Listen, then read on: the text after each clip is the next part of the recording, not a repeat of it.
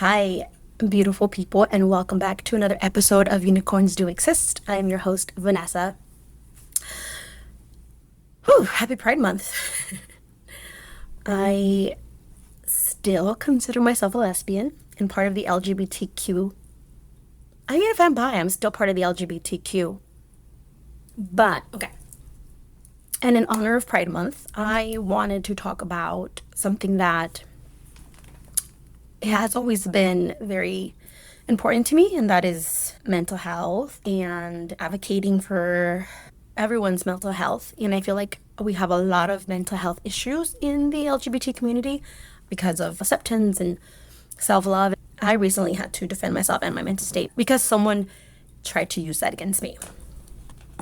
For a long time, I chose to pretty much stay quiet because I didn't want to make people uncomfortable. And not only that, we're also taught to stay quiet as women, to not stir the pot or stay quiet to keep the peace. But what I've learned is that when you're always keeping the peace, sometimes it's not your peace that you're protecting, it's theirs. Recently, someone tried to use one of the hardest chapters of my life against me, which is a mental health struggle that I had in 2018. And the saddest part is that it was used to try to take my son away from me. They try to paint the picture that because of this episode in 2018, which I will get into in a minute, I wasn't fit to be a parent. Whew. And that's when I realized I'm not ashamed of my story. I never have been. I've survived anxiety, I've survived depression, I've survived 2 mental hospital stays. I've survived some of the darkest moments of my life. And I'm not hiding that. We're going to talk about it. Because if sharing my story helps one person feel less alone, then every uncomfortable conversation is worth having. And if my story helps one person feel less alone, then making these people feel uncomfortable is definitely worth it. So let's get into it. We know that as a Hispanic culture, women were taught to no digas nada, quédate callada.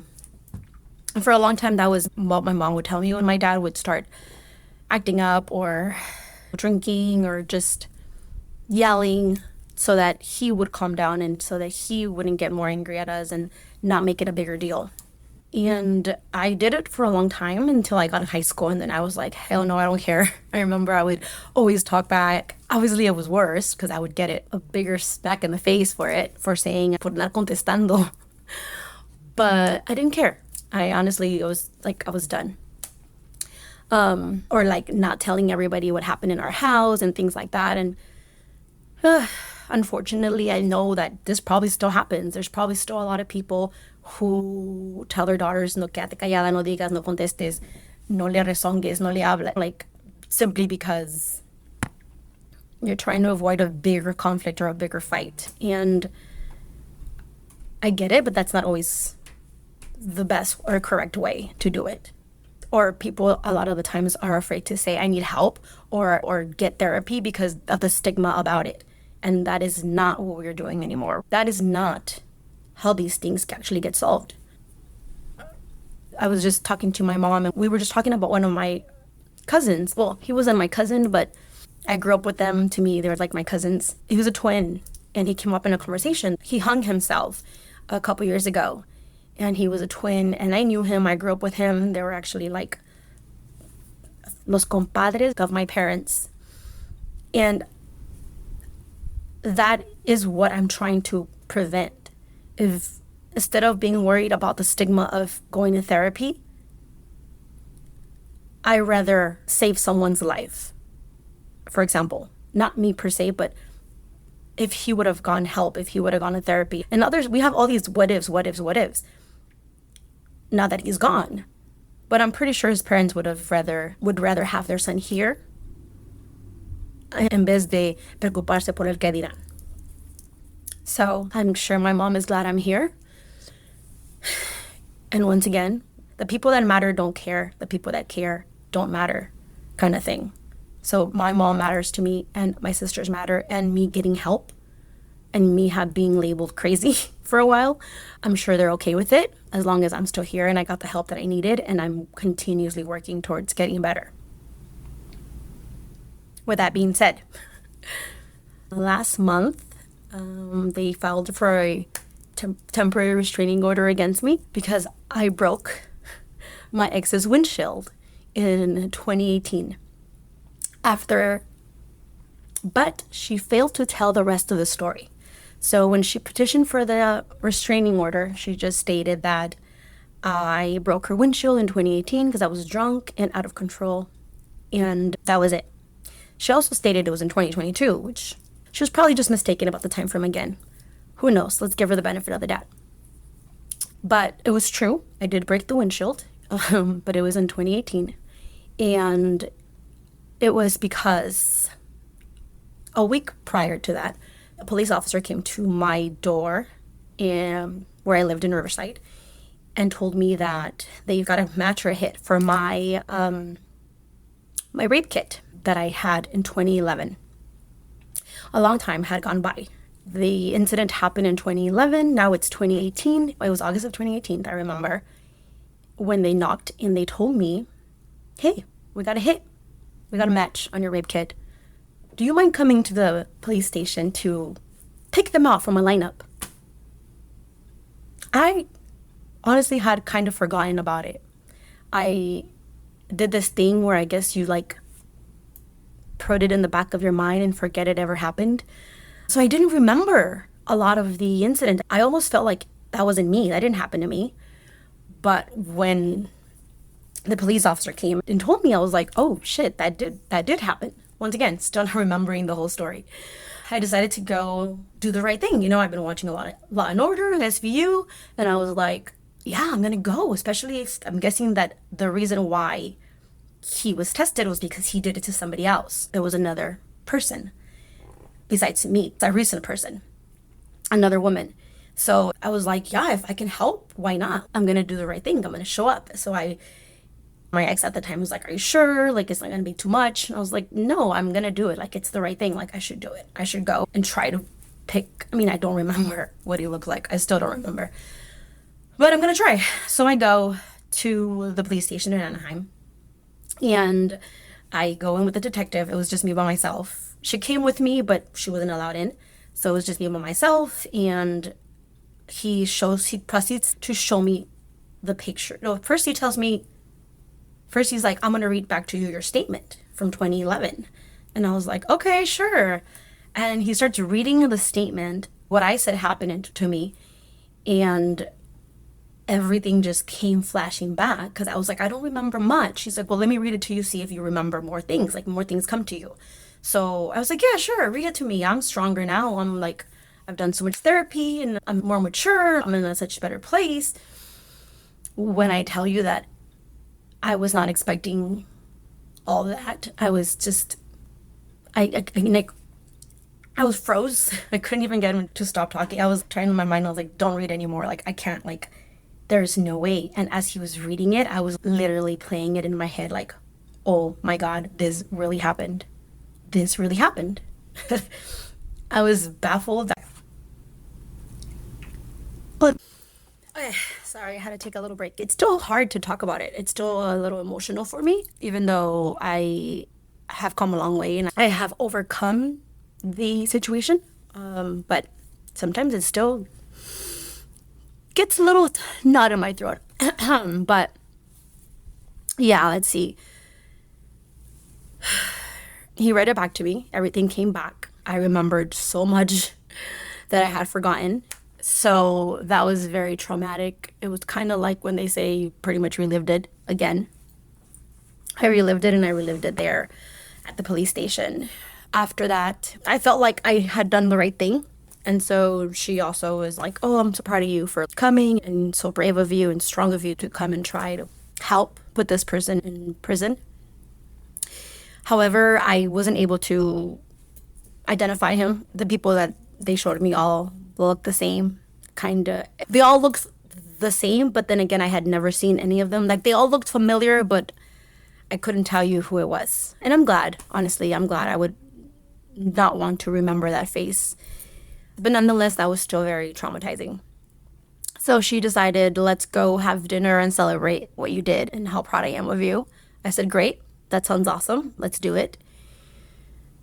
I had too much to drink that night. And I didn't, once again, I didn't tell her how traumatizing it was for me. I didn't vocalize it. I was just like, I'm good, I'm good. It's fine. It's fine. It's fine. It's fine. The toxic positivity that I was brainwashed to show back then, that's just how she was. She was like, everything's fine, everything's fine, everything's fine, and kind of like sweep it under the rug. So instead of telling her how I felt, I said, yeah, I'm fine, I'm great, let's go. Let's go get some dinner, drinks, celebrate. And at the end of the night, I guess I had a psychotic break or a episode or a psychotic episode or a PTSD psychotic episode where my body was reliving what was going on. So I started in the car kicking, like if I was kicking somebody off me, which is what I guess I was doing. Which is what I guess I was doing when I was being raped. My rape was a long time ago. In 2011, someone spiked my drink and then they carried me out of a club. They literally walked me out of the club and left me in a motel room, pretty much like for dead. I woke up with no cell phone, no shoes, no wallet, nothing. Back in the day, there were still taxis, so I asked for a taxi. But that's a story for a different day. Either way, that was in 2011 when they got a hit for the rape in 2018. From being read the statement, from the drinking, from everything, I went into a psychotic episode, and I kicked the windshield. I broke it. Thank God we got home safe. So that is why that happened. She told me that I was kicking and screaming. I don't remember doing it. I don't remember the kicking or any of it. The next day she told me what I did, and I obviously felt guilty. I felt horrible. I felt disgusted with myself. Not only with what I did, but knowing that it wasn't just an idea that I was raped. I was confirmed that I was because of the DNA that was recovered. All of that compound together was horrible. After that, we decided to break up. I couldn't be in a relationship. I needed to go and heal myself. The next day I called the police station. I said, hey, I do need, because they said if you need help and resources, call us, it will help you. So I did. I called them. I went back and I started getting counseling for the actual rape. She came with me a couple times to the counseling sessions. I literally had to rebuild myself all over again. I remember I left her house. I moved out. I moved back to the desert. I lived with my sister for about 6 months and just worked on my mental state. That's why I'm always grateful for my family, because if it wasn't for them, I think I'd probably be homeless in the street, crazy or something. They've always been my rocks. They've always been my biggest inspiration to get help and do better, as well as they've taken care of me so much. And I'm very grateful for that. Even though I'm the oldest, there was a time where they were my caregivers kind of thing. Thank God that I did the work. I woke up every day. I started my medication. I kept going to therapy. And it's still something that I think I'm always going to have to work on, especially when things come up that trigger it. But it's not something I'm ashamed of. It's not something that should ever be used against you. And that's why it was so heartbreaking. I don't want to say heartbreaking, because there's no more heart to break. I think she broke what was left. But I do think it is very, it's just disappointing, sad, embarrassing almost, like pena ajena, to know that the person I literally spent 10 years with would use this in court to try to take my son from me. It was just, this is like the lowest of the lowest things that you could possibly do. And I never thought she would do it. Okay. But there we go. It was done. Yeah, just very disappointing and sad. But like I said, since it was in 2018, we were still not even domestic partners. During those 6 months, she would come down to the desert and visit me. She would come down to the desert and spend time with me, help me. She said she did her own research on PTSD and mental health and things like that, that she now understood. And I told her, look, it's not easy. It's never going to go away, probably. Like, if you love me, you're going to love me like this forever. And it's not going to be easy. But I promise you that I will always do my best to get the help that I need. I would start my medication and follow it and learn habits and learn ways to cope and become a better human. And I did. That's exactly what I did.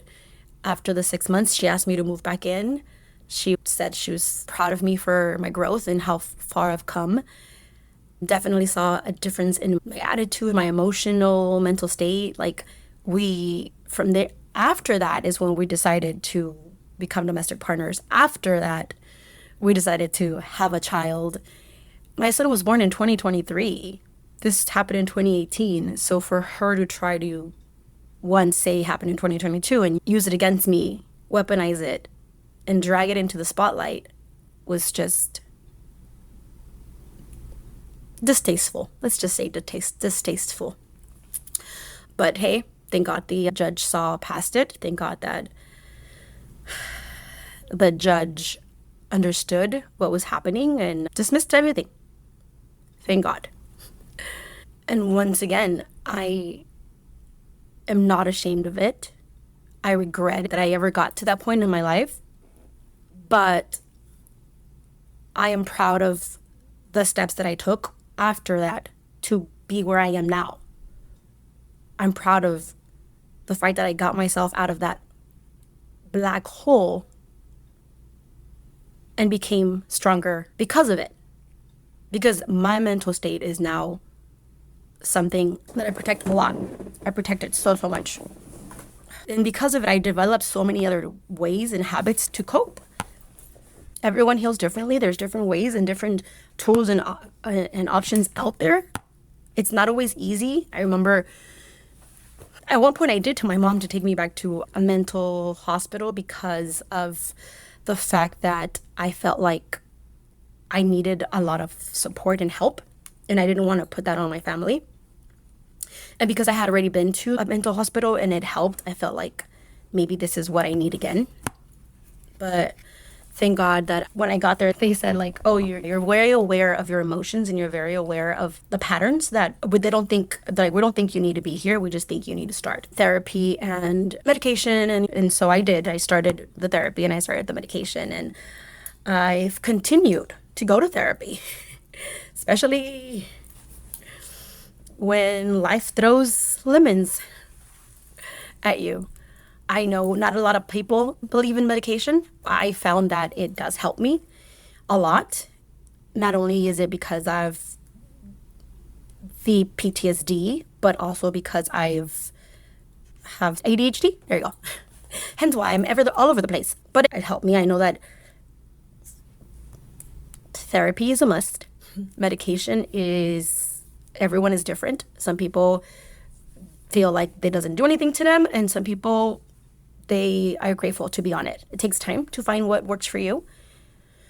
Please always go with a professional, but for me, it has helped a lot. But most importantly, what has helped the most and always will help the most is my behavior. Learning coping skills, learning what I can and cannot do, when I can and cannot drink. I know that if I just had a big fight with her, I probably shouldn't be drinking. I'm not going to do it.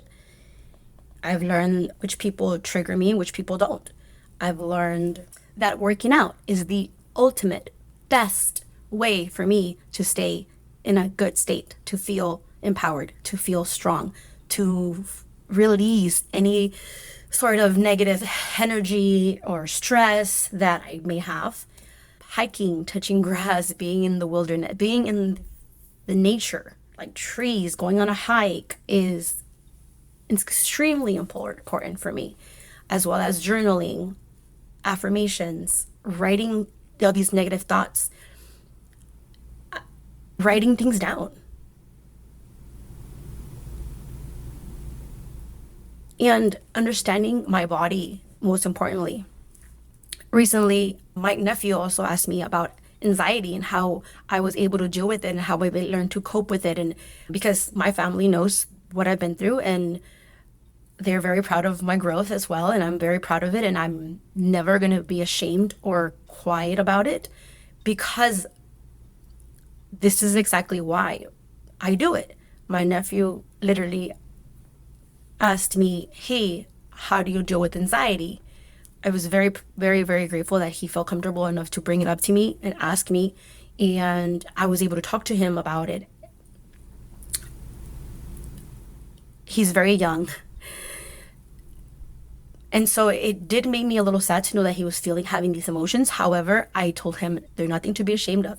I know everyone's a little different. Everyone's going to get a little form of anxiety, but anxiety is a way of your body telling you to pay attention to your surroundings, to pay attention to yourself, to your thoughts. It's like a fire alarm. This is the best way I heard it. It's like a fire alarm.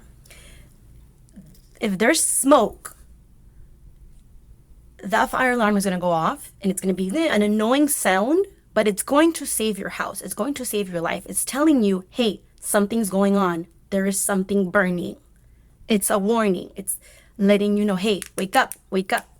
Something is not okay. Whether it's your habits, whether it's the people around you, whether it's, hey, you need to do a change physically or emotionally, or your surroundings, that is anxiety. That's the way I see it now.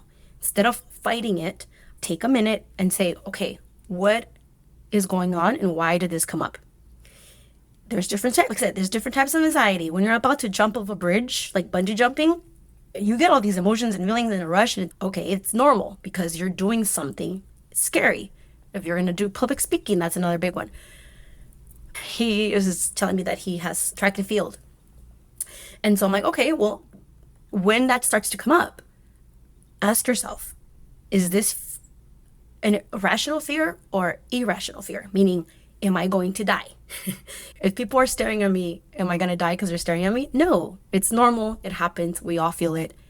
Sometimes it's being aware of it is enough to calm it down. Two, being aware of it and talking to yourself. I talk to myself all the time. I literally tell myself, it's okay. You're safe. Nothing's going to happen. Or it's okay. You got this. You got this. That alone is retraining your nervous system to be stronger. It's just like when a dinosaur would come, that would give us anxiety to run, which is the adrenaline to run to save our lives. Our bodies are still built that way. Our brain is still built that way. So it wants to keep us safe. Paying attention to it, asking yourself, hey, is this going to kill me? Yes. Run. No. Okay. I will develop the muscle to be stronger. And it's never going to go away because it's a safety mechanism. Instead of running from it, face it. Don't just push it down. So many people are trained to ignore it, push it away. Don't let it affect you. But that's not realistic. It's going to affect you. It's never going to go away. So instead of teaching our kids, our boys, each other to just ignore it, push it away, don't bring it up, don't talk about it, we need to be able to recognize it, talk about it, and solve it. That's what's going to make it actually go away, like actually solve the issue. Feeling comfortable enough to talk about it with other people, that's what I want. There's been so many incidents where men, especially men, that I know have gone through such ugly periods of time simply because they were too afraid to talk about it or too ashamed. And understanding that some days are going to be better than others. There is no perfect way to fix depression, anxiety, PTSD. Everyone's different. But no one's going to be able to do it for you unless you are willing to do the work yourself. it's very important that you realize that you want to do it for yourself. There's days where I cope by going to the gym, and there's days that I cope by having drinks with my friends or going on a hike or taking a nap. There's so many different ways, and only you are going to know what is best for you once you start to practice and become aware of what triggers you. It's not the first time someone asks me about anxiety or depression. And I hope it's not the last, because that's what this is for. I want everyone to have someone they can reach out to. I want my family to know that I'm their biggest advocate, that I'm always going to be here to love them and support them. That just because you're feeling like this today doesn't mean that you're going to be like that forever. It gets better. Every day it gets better, because every day you get better. Every day you get stronger. I promise I wasn't going to cry. And who knows, maybe one of these days I won't need someone to talk to again. And that's okay.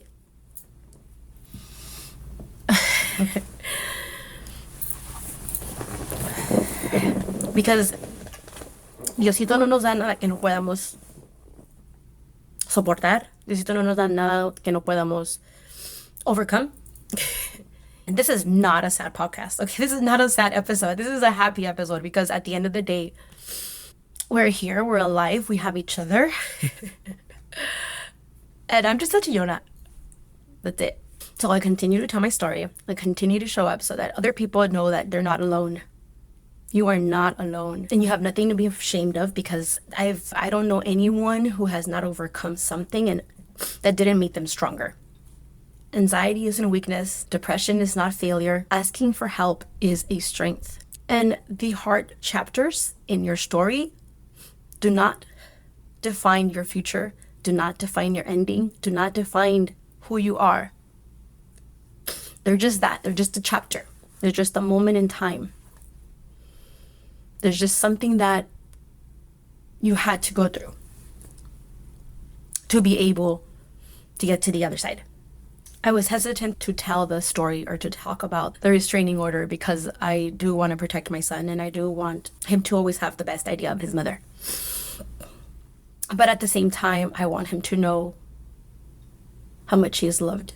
Just like I'm not ashamed of my story, I'm not ashamed of who I chose as the other parent for my son.